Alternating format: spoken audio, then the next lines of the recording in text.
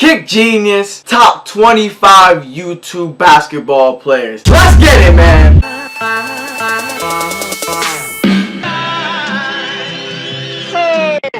Good with you guys. We're gonna be watching Kick Genius's more matter of fact, Trey Good's top 25 YouTuber list. Now the list so far has been pretty accurate. To my taste, I think it was a little bit too many YouTubers with 25, but it's a good way to have a nice scaling of players. So far this has been pretty good, and he's released in the top 5, and this is going to be his part 3, so we're going to jump into that right now. Let's talk top 5. This is where it gets real interesting. Coming in at the number 5 spot, we have the notorious YG West. Now, YG West, champ, just like his brother, he is a hustler. He will give his all every single possession. Now, I don't want to come off condescending, and I'm not. Just allow me to help you guys for a quick second. Despite YG scoring 20. I think, what's it called? He's the dude that smooth, like, finished, like, all of them. Like, he finished, like, all of them, like, in, like, two straight fucking what the fuck? Sneaker games. 25 or even 31 game. The reason he still comes in at number 5 is because of how those points are accumulated. If you actually play with YG or just look at some of the footage that's out there, you'll see that when he scores, he's either coming off one screen, 2 screens, or sometimes even 3. He's some light. He's more of a shooter. Nothing wrong with that. What you guys and have to understand, he's right. though, is when we're playing with YouTubers, these guys, they're YouTube. They create content. They don't know how to switch. They don't know how to hedge and recover. That's not in their repertoire. They don't have to know that. But when you have somebody like YG who sees that and takes advantage. What the fuck is that number 4 nigga doing with that shit on his head? What the fuck is that? Which again, I can't blame him for that. But as a viewer, and especially somebody who is going to judge and rank these players, you have to know the difference. It's imperative that you know the difference. Because on the flip side, when you actually play against people who every position is filled with somebody who can defend, who has defensive IQ, and a big man switches on you, who can actually slide his feet, and now you need some sauce to get by and create your own shot, those freebies are no longer there for watching. There's just no sauce in his bag. He went through the drive-thru and they forgot the fuck is that? Checking the bag, there's no ranch. You know what I'm saying? Like, no hate, but you know what I'm saying? That a plastic bag on his head? All day. Like, I don't really know that nigga. I just know from the fucking sneaker games that he was finishing dudes. YG's knocking him down. He's no slouch. Those games are so far from realistic that you just damn! If I saw YG, talk about a foul. You try to kill him. And I saw another guard score half as much, but he created each and every one of his shots. Guess who I'm taking on the road with me? Guess who I'm taking to the Drew League?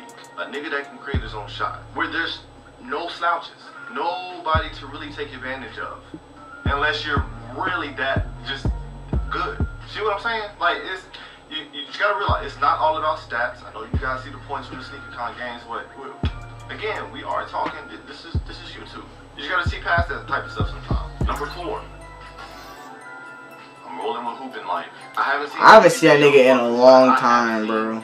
In a long time. Really all that needs to be said. The only difference between Hoopin' Life and YG is the fact that Hoopin' Life can create his own shot. He athletic as fuck. Very important when we're talking about a 5-on-5 situation where everybody on the court is going to be able to play defense on an individual basis and a team basis. So where Hoopin' Life is going to prosper is he gets past his defender, say big man comes up in the middle, Euro.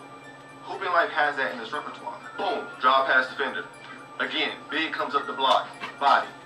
One thing about Trey's list that I don't really love but I understand is that he's looking at it from what are you going to do when it comes to the bottom YouTubers to the top 5 and number 1 YouTubers, I'm assuming, is that he's looking at what are you going to do on a 5-on-5 standpoint rather than a 1-on-1 standpoint.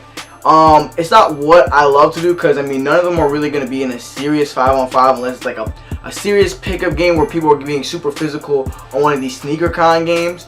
None of them are really going to be in the super like a serious like 5-on-5 like ever. Like none of these YouTubers are ever going to like play in like the Drew League except for like probably the ones he's in the list at the top. But I mean, like, I don't know. I understand why he did it. It makes the list a lot more objective, and it makes sense when he's explaining it. But I just feel like he shouldn't do it that way. But it makes sense. It really does. When he's trying to break down every single player, and you know how they would contribute in a 5-on-5 standpoint, then his list so far is making a ton of sense. But I wouldn't do that because none of these YouTubers, I don't know who he's gonna pick at the top. He might pick a professional YouTuber, a professional basketball player as a YouTuber who plays basketball often. Because he put B.A. in his thumbnail, so I might think, oh, he's gonna be like number one. But he plays basketball like all the time. He's played in the Drew League. He plays in a bunch of different tournaments. So I mean, like, in that standpoint, his list makes sense. But you know, not that many YouTubers are gonna be playing 5-on-5 real seriously. So that's why I don't like it. But you know, so far his list is pretty accurate and objective, and I'm liking it. Finish. I've seen people like do it. It's not just coming off the screen, open shot, boom. Which that's fine too, you need that. But who has more than that? These guys I'm naming now. Number 3. Jay Jones, number 3. Now, I'm not going to sit here and brag about my brother because it would seem biased. But anybody who I've named on this list so far who wants to check up for real, I got 5 racks on Jay. Cash, PayPal. 5 racks on Jay. Facts. Number 2. LSK. Now, it's true. Fans are craving Dr. Best. What the fuck? So I've assembled a team. It's not exactly 5-star. They've got spirit. We'll be at tailgate. The cheap seats and love seats. My bad, y'all. I'm just trying to watch some ESPN highlights for the fucking college football game going on right now. So there's something wrong I have with this, bro. The thing with LSK, I don't want to put LSK above Jay Jones. And the aspect that he's talking about when it comes to 5-on-5 basketball, LSK is better than Jay Jones because LSK is 6'10", and he can shoot, he can stretch the floor. And Jay Jones is 5'9". And basketball favors the taller guy. Even though it's a more guard-oriented game, Jay Jones is still too small if you're going to put him in that 5-on-5 standpoint. But in a 1-on-1, with LSK not being able to go to the paint and utilize his height, and with Jay Jones being athletic as he can and can jump as high as he can, I want Jay Jones ahead of LSK because he's just that much more athletic. He's that much more quick. He's agile. He's more agile. He's more crafty. He's more smooth. He's more explosive. Everything than LSK except for height. So I'm a little torn on this one, but like I said, in a 5-on-5 standpoint, it makes sense. He's correct. I want to start off by saying I'm not one of those guys who rank somebody solely based off height. Yes, LSK is 6'10", and yes, that height is going to help.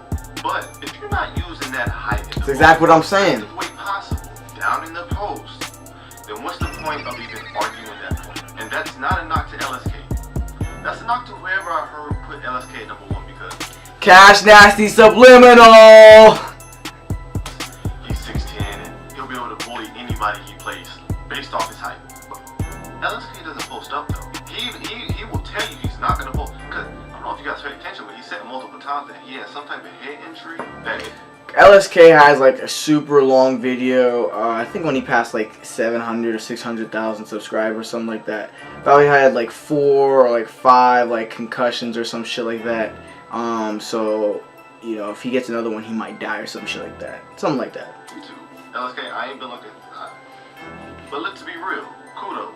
LSK has some of the most premium brand. He's getting to the bag. I could go on for days, but if we're talking about on court, from what I've seen with my own 2 eyes, you can tell LSK, he's 6'10", but he was one of those guys who was really tall, who seems like he didn't want to play basketball, but he was forced to. He stated that many times as well. I talked to him about it, but I can see that. I think any experienced ball player can see that. It's not in him like that. Does that mean he's not good? No, it doesn't. He can still beat everybody I've named so far. He's gifted. He has a height that only points.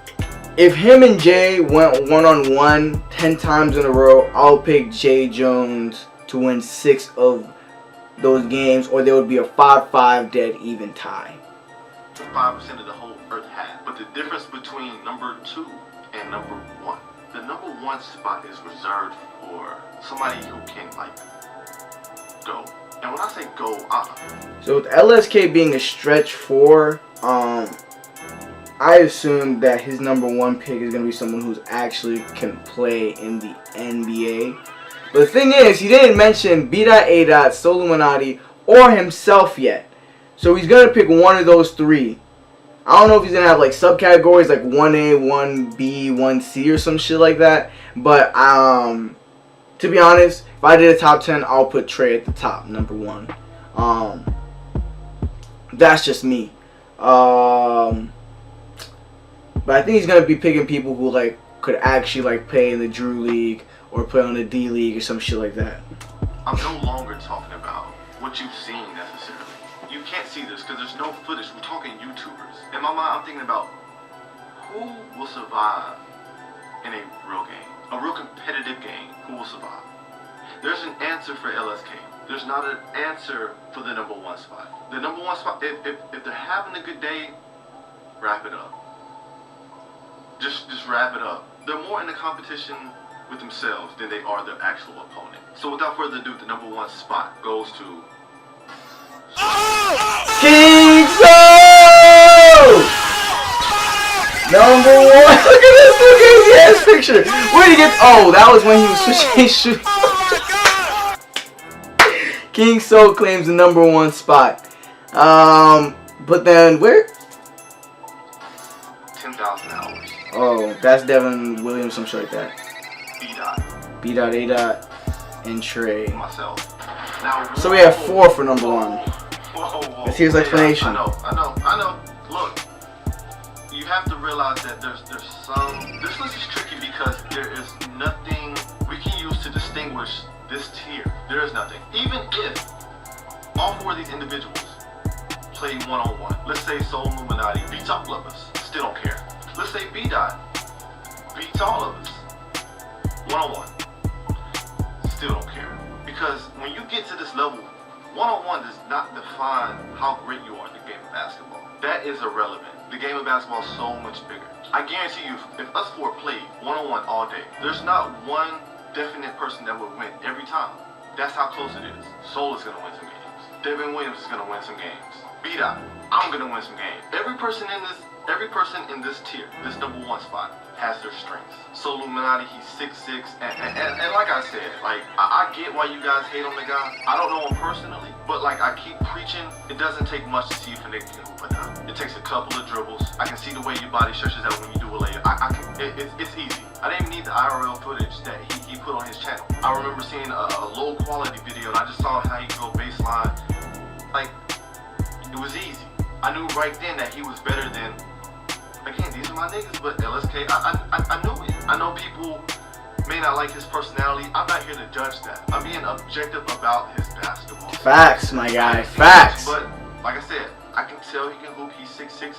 That's a great size. He looks like he can shoot. B-Dot, I play with B-Dot. B-Dot can really go. If you want me to be honest, if we all 4 played right now, B-Dot may be the most productive in a 5-on-5 situation amongst all of us. He might edge out all of us right now. But that's because, and again, back to being a basketball YouTuber, B-Dot has more time to invest in basketball. He's still playing. He's preaching facts. Y'all listen to this shit. He doesn't make long-form content, which when I say long-form, just in regards to social media. He mainly makes Instagram videos. He does have an active YouTube channel, but most of his YouTube content is an extension of his Instagram material. So there's not much time invested in his content, which he has more time to dedicate to basketball. What I'm getting at is the common denominator is everybody in that number 1 spot. Their potential is really high. If every one of these 4 guys was to dedicate 4 hours a day to getting better at the game of basketball, I'm not saying we got league-ready guys, but there's a clear separation from these guys and the rest of the list.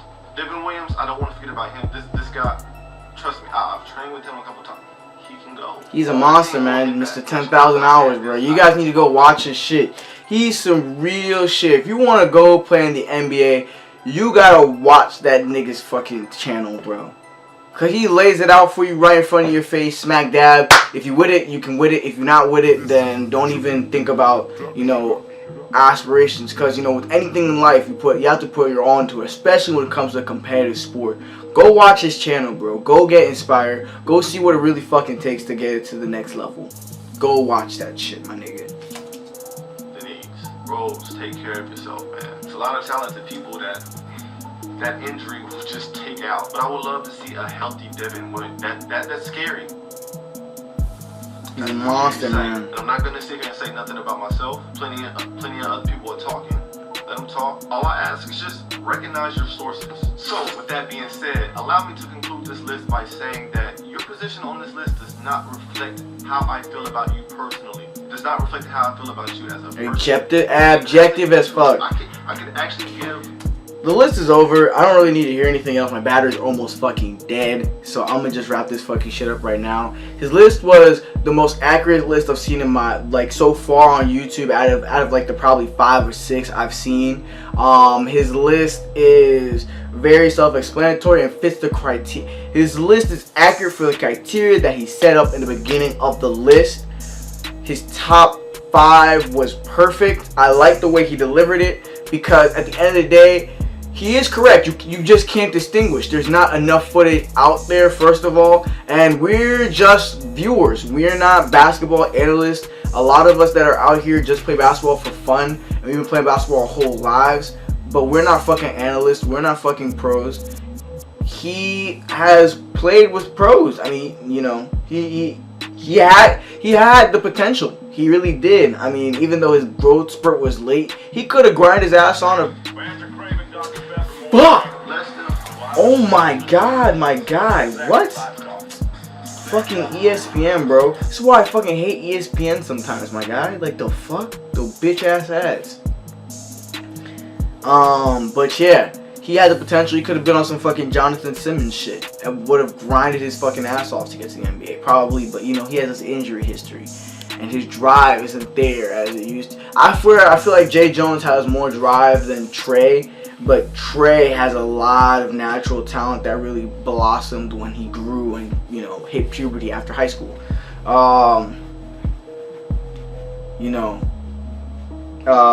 His list was accurate as fuck. You know, it's a list that we needed. That's a list that the culture needed. Flight Reacts is finally happy from a list. You know, everybody won. Everybody won. Flight Reacts won. Illuminati got his credit. Cash Nasty salty as fuck. Christopher London got his credit and got put down under Illuminati in the most respectful way possible. And you know, real niggas do real nigga shit. Good shit, Trey. Good ass shit, bro. Good ass fucking list. And with that, I'm out. Sub to your boy and deuce.